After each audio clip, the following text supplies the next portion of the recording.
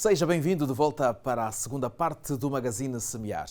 O Ministério da Economia e Planeamento realizou há poucos dias um workshop sobre soluções de crédito para o agronegócio em Angola. Este é um encontro que serviu para os operadores de crédito e instituições bancárias trocarem experiências sobre quais as melhores soluções de financiamento para este setor da atividade económica. Vale recordar que em Angola estão 58 milhões de hectares destinados à agricultura. Assunto para ver já a seguir.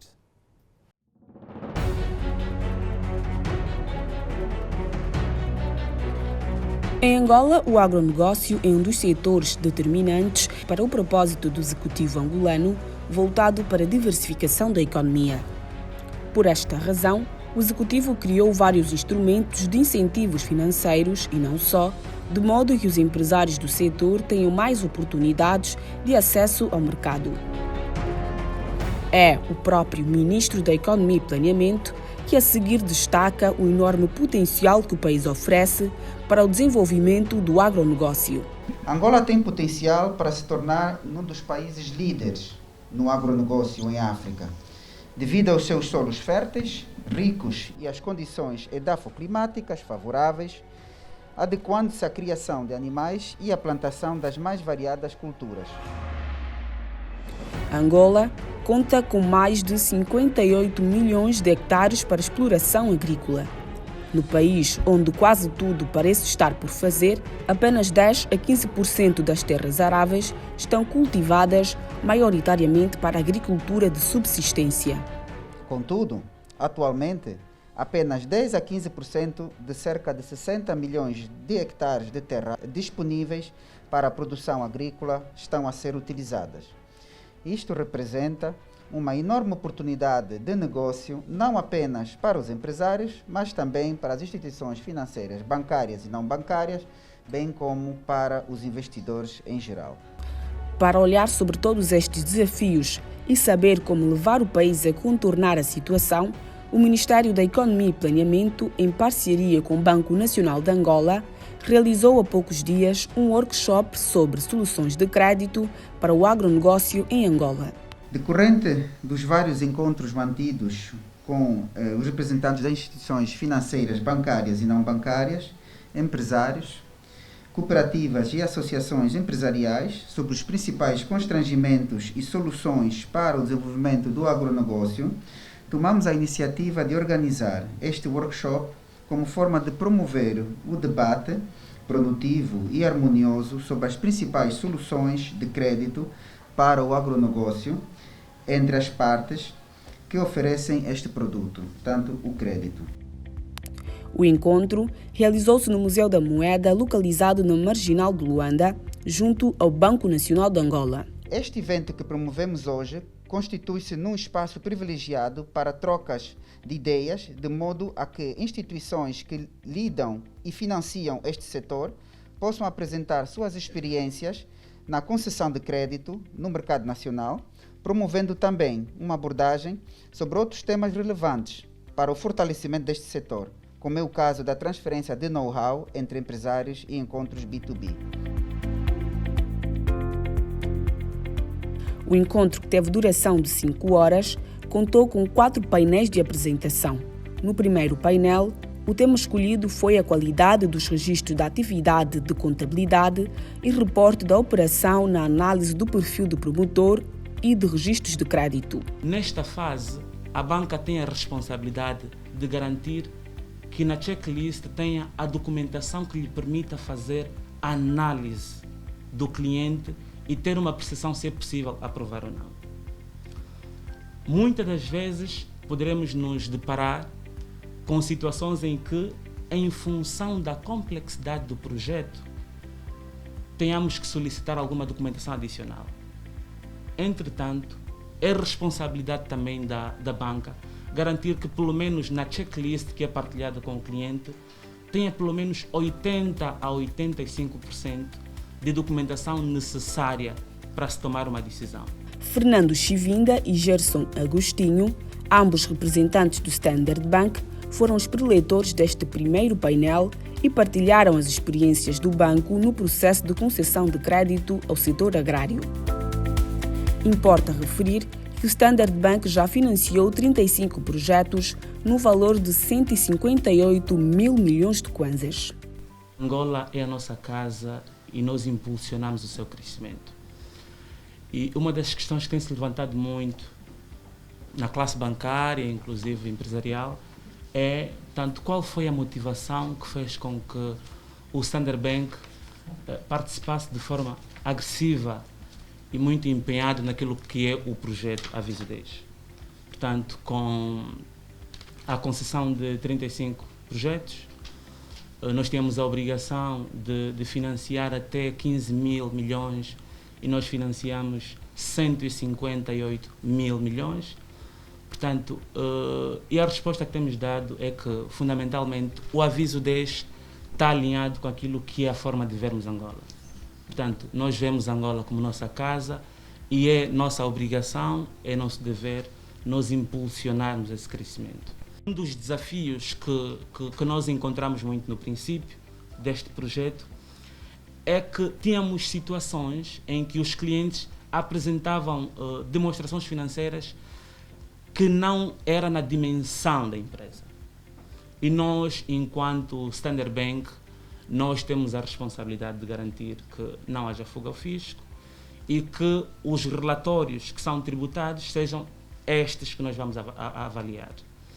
Outra questão é o relatório do circo. Portanto, é importante sempre termos uma percepção daquilo que é o histórico comportamental do cliente a nível de crédito. E se olharmos para o plano de desenvolvimento da agricultura comercial, já também há essa observação, onde um dos critérios de elegibilidade é justamente garantir que não só o cliente, como os sócios, ou seja, os beneficiários efetivos, também precisam ter uma boa conduta a nível de histórico de cumprimento de crédito.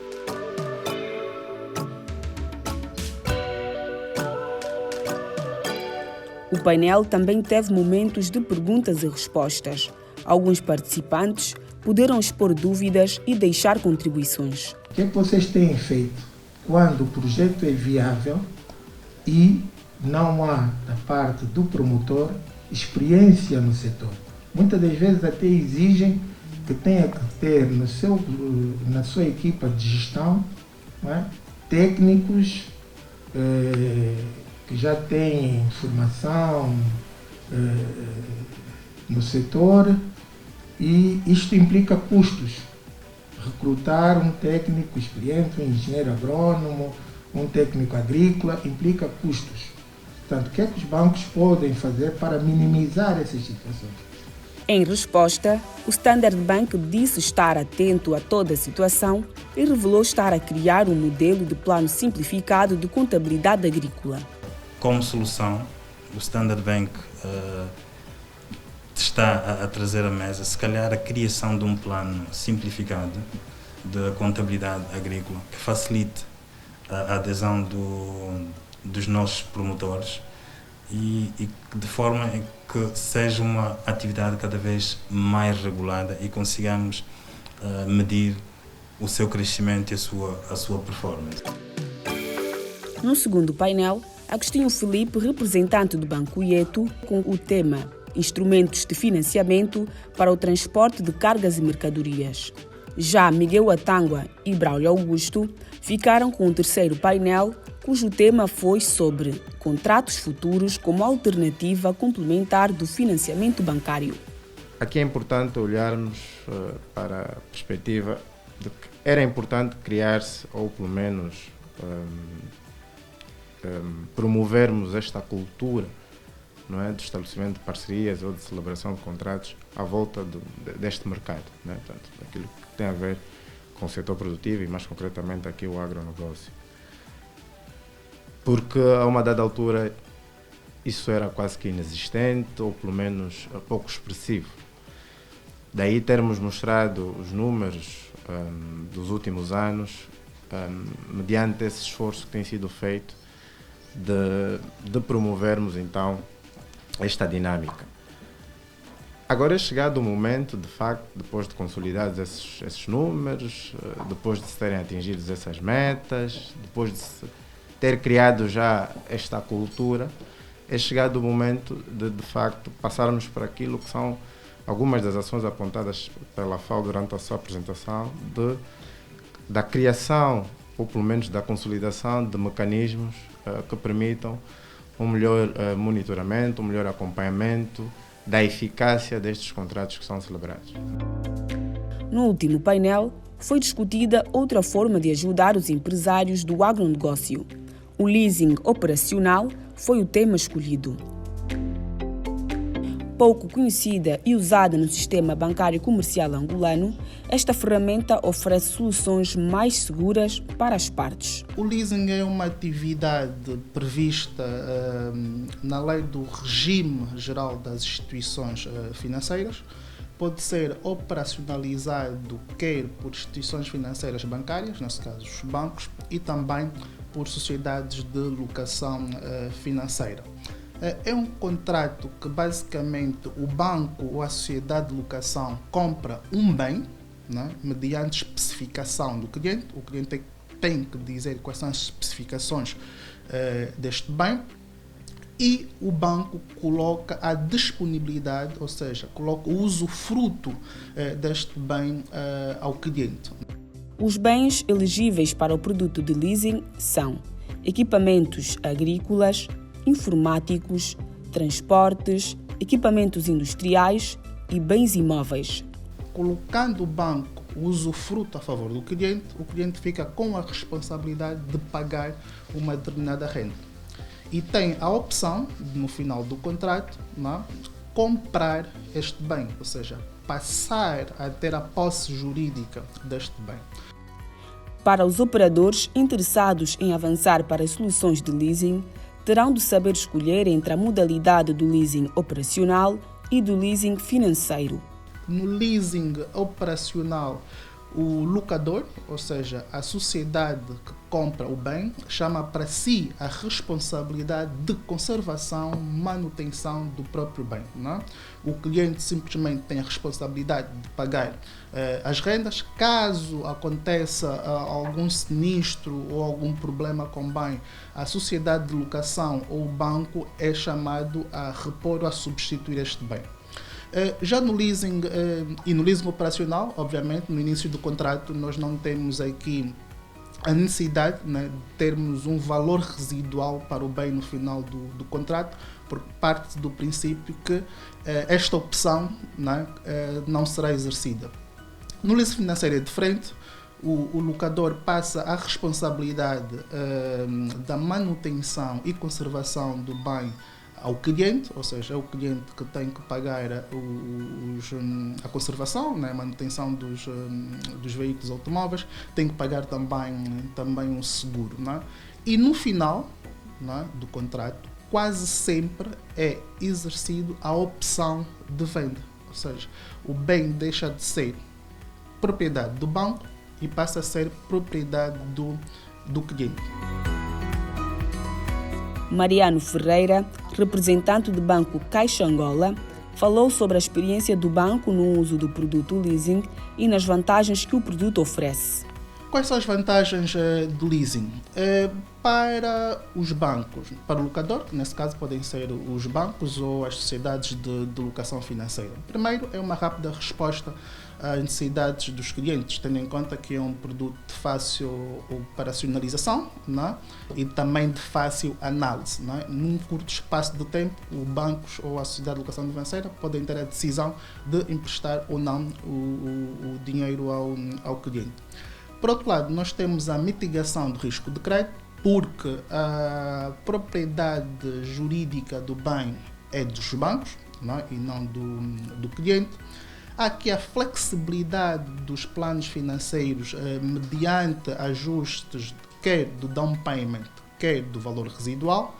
Como nós sabemos, os bancos geralmente não financiam 100% do bem, existe sempre uma comparticipação por parte dos clientes. E quanto mais alto for o down payment e também o valor residual, menor serão as rendas que os clientes têm que pagar. Então há aqui essa flexibilidade do ajuste do plano financeiro. Este workshop sobre soluções de crédito para o agronegócio serviu para as operadoras de crédito e instituições bancárias trocarem experiência sobre quais as melhores soluções de financiamento para este setor.